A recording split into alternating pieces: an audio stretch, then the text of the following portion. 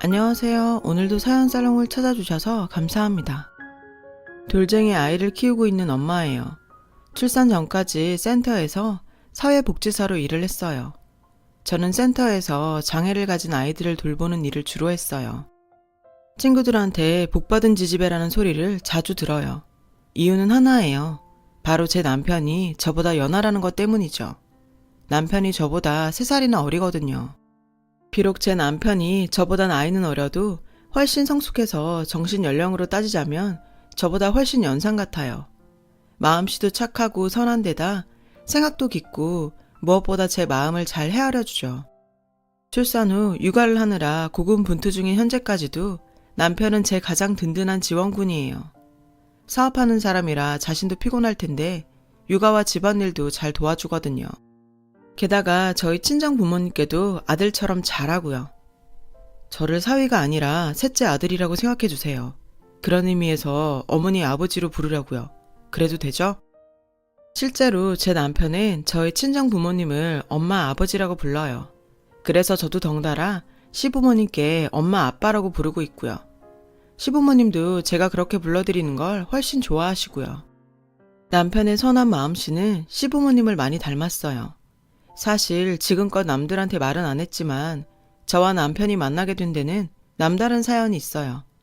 저와 남편은 물론 친정과 시댁 사이에는 오래전부터 얽혀있는 얘기가 있거든요. 그 얘기를 하려고 이렇게 사연을 보내게 되었어요. 제 가족은 엄마, 아빠, 저와 3살 아래 남동생까지 모두 4명이에요. 가족 구성원만 보면 평범한 여느 가정과 다를 바 없어 보이지만 저희 가족에게는 남다른 점이 하나 있어요. 제 남동생이 뇌성마비 장애인이거든요. 엄마가 남동생을 가졌을 때 고생을 많이 하셨어요. 출산 예정일이 지났는데도 진통도 없고 출산 기미가 보이지 않았거든요. 산부인과에서는 아기가 너무 커진 채 안에 있으면 위험하다고 했어요. 그래서 강제로 출산을 하도록 했는데 그 과정에서 태아의 산소 공급이 중단되는 일이 생긴 거죠. 병원에서는 동생이 가망 없을 거라고 했지만 다행히도 동생은 인큐베이터 안에서 기적적으로 살아났어요. 대신 뇌성마비 장애를 얻게 되었죠. 장애가 있다는 건 2살 무렵에 알았어요. 부모님은 또래 아이들에 비해 발달이 더딘 동생을 병원에 데리고 가셨고 그때 뇌성마비 장애 판정을 받았어요. 당시 저는 5살이었지만 부모님이 동생을 끌어안고 우시던 기억이 나요. 그런 상황 속에서도 부모님은 동생을 포기하지 않으셨어요. 평생 비틀어진 몸으로 휠체어 신세를 지게 될 동생이었지만 부모님은 있는 그대로 받아들이고 똑같이 키우셨죠. 말도 할 수 있고 지능이 낮은 것도 아니니 남들과 똑같이 공부시키면 성장할 수 있는데 왜 포기를 하냐? 시며 시설로 보내란 주위 사람들의 말을 일축하셨어요. 덕분에 동생은 2분의 사랑으로 일반 교육을 받으며 자랄 수 있었어요. 하지만 불편한 몸으로 일반 아이들과 같은 교육을 받자니 부모님 손길이 많이 필요했어요. 그래서 저는 주로 외할머니 손에서 자라야 했죠. 동생만 챙기는 부모님한테 서운할 법도 했지만 다행히 부모님께서는 동생을 돌보시는 중에도 저를 잊지 않으셨죠. 피곤한 몸을 이끌고 잠깐이라도 제게 오셔서 안아주시고 사랑한다는 애정 표현을 많이 해주셨거든요.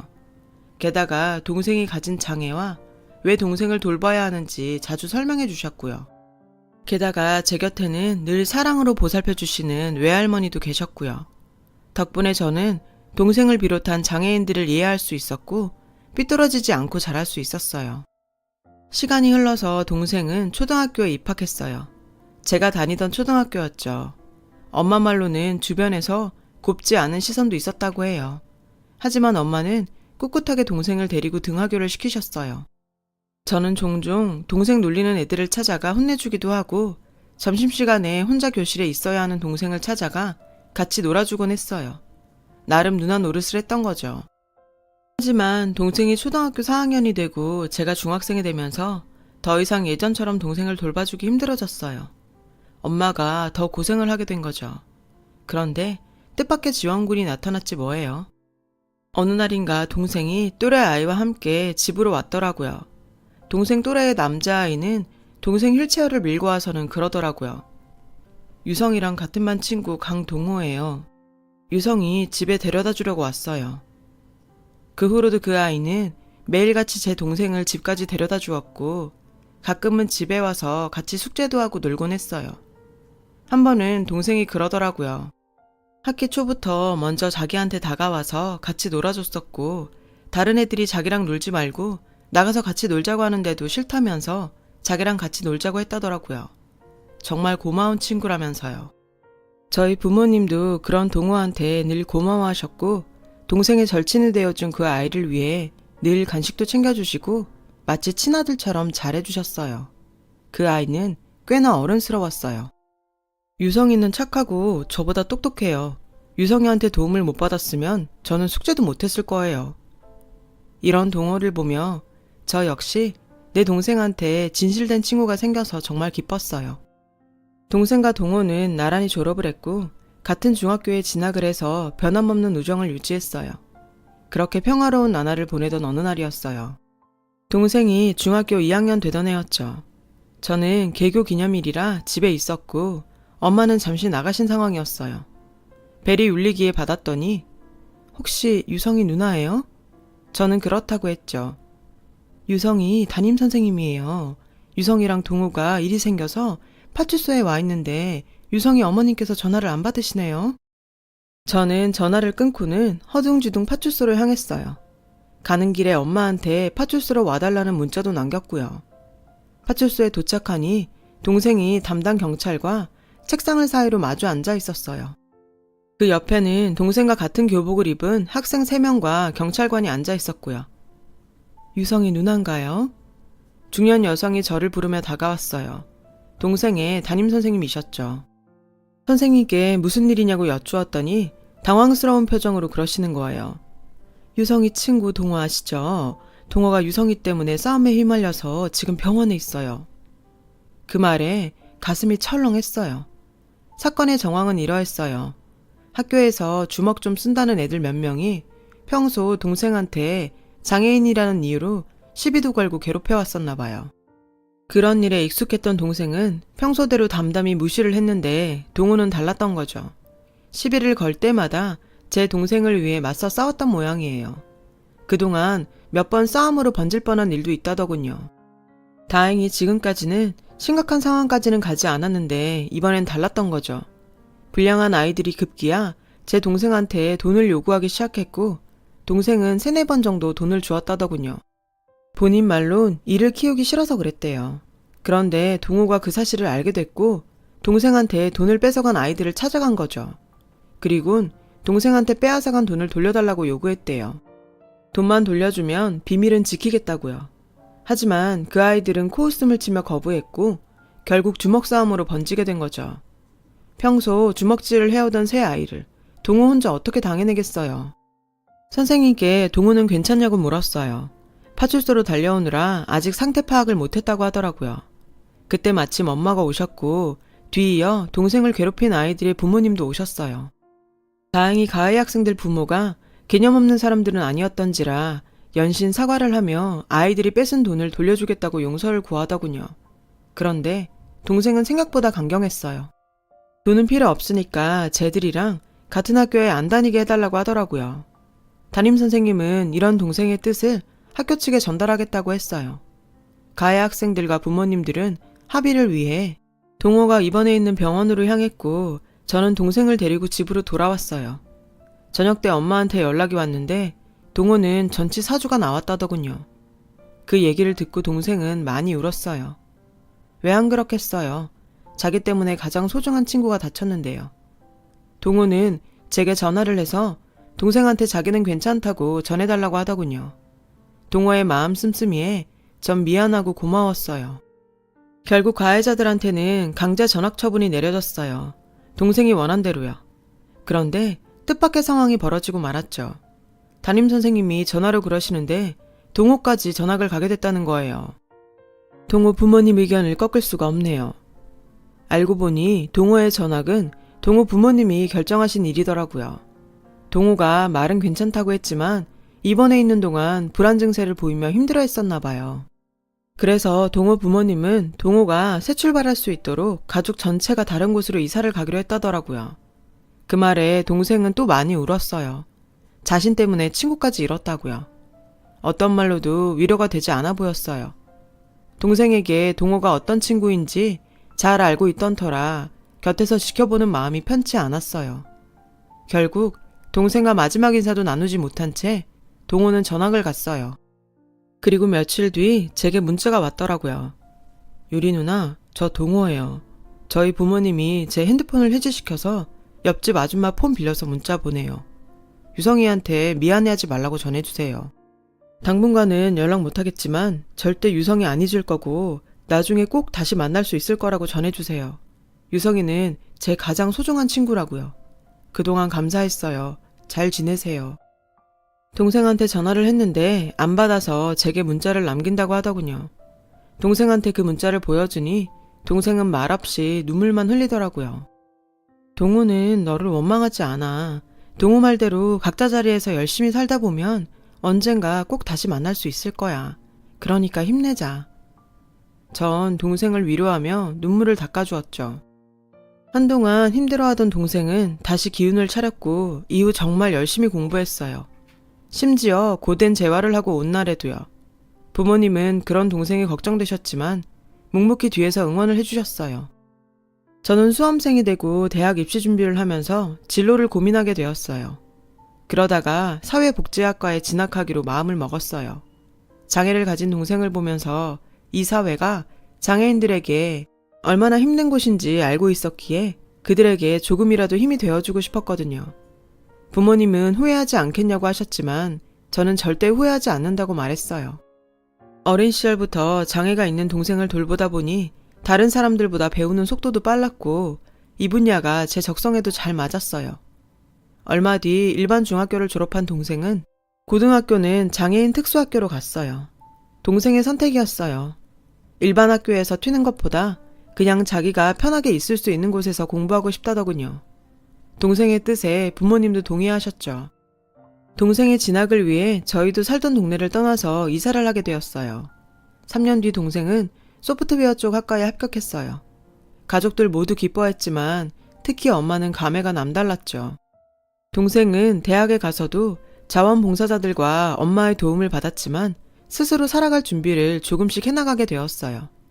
저는 졸업 후 장애인 복지센터에서 근무하게 되었어요. 박봉이기는 했지만 내 손으로 번 돈을 저축하는 보람이 있고 부모님께 용돈을 드릴 수 있어서 좋았어요. 장애인분들은 저를 편하게 생각하시는 분들이 많았어요. 아마 동생을 돌보면서 얻은 경험들이 많은 도움이 된 것 같아요. 선생님이 해주시는 말에 힘이 돼요. 라는 말을 들으면 저도 행복하더라고요. 그러던 어느 날이었어요. 다른 날과 다름없이 출근해서 일할 준비를 하는데 선배 언니가 오셔서 오늘 손님 올 거라고 하더라고요. 봉사활동 같은 거야. 스마트 기기들 사용법을 가르쳐주려고 온대. 젊은 사람들인데 대학 졸업하고 휴대폰 어플 사업을 시작했다나 봐. 여기서 봉사활동을 하고 싶다고 제의가 들어왔더라고. 우리 센터에 젊은 층이 많이 오니까 와달라고 부탁드렸어. 그때까지는 그냥 그런가 보다 했어요. 강의 시간은 점심시간 후였어요. 강의를 듣겠다고 하신 분들은 전부 6, 7명 정도였고 대부분 20대나 10대 후반의 분들이었어요. 자립을 할 의향이 있는 분들이셨죠. 컴퓨터 관련 자격증 공부를 하시는 분들도 계셨고요. 봉사활동을 하러 오신 분들은 남자 둘에 여자 둘로 총 4명이었어요.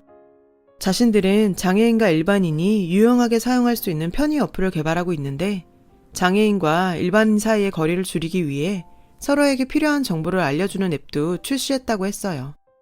대학 시절 동기들과 구성한 사업인데 졸업식 전부터 시작해서 지금은 직원이 8명 정도라고 하더라고요. 앞으로 장애인도 채용할 계획이라며 열심히 공부해서 지원해달라고 했죠. 젊은 나이에 참 대단하다 싶었어요. 어떤 사연이 있길래 저런 나이에 벌써 장애인을 위한 사업에 뛰어들게 됐는지 궁금하기도 하고 한편으론 기특하기도 했어요.